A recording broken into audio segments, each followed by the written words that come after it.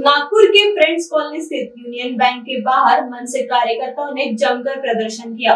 मामला था एफआईआर की कॉपी को लेकर। मृतक योगेश बोगचे के परिवार ने इंश्योरेंस क्लेम के लिए मराठी भाषा में एफआईआर दी, जिसे बैंक मैनेजर ने कथित तौर पर अस्वीकार कर दिया।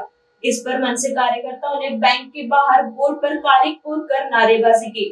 बाद में बैंक मैनेजर हर्षल जुलूनकर ने मीडिया के सामने कहा, मैं भी मराठी हूँ, एफआईआर को नकारने का कोई इरादा नहीं था, गलतफहमी हुई, इसके लिए मैं माफी मांगता हूँ। नाही, हा प्रश्न इथं संपलेला नाही आहे। या केंद्राच्या अखत्यारीत येणाऱ्या जेवढ्या बँका आणि जेवढे आस्थापना आहेत या सर्वांना एक त्रास चढलेला आहे। मराठीचा वारंवार अपमान करायचा यांनी एक चंग बांधलेला आहे।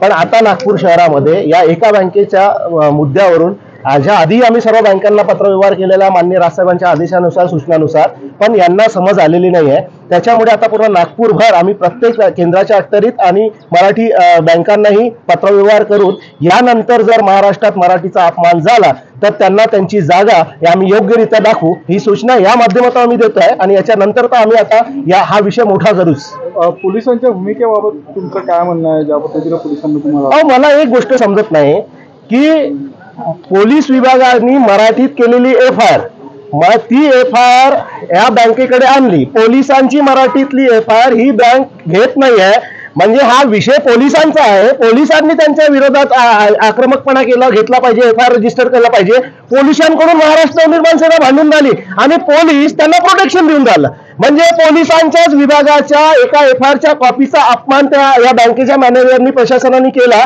आणि पोलीस त्यांना प्रोटेक्शन देऊन झाले। म्हणजे या महाराष्ट्रामध्ये चाललं काय? सरकारने याच्याकडे थोडं लक्ष द्यावं।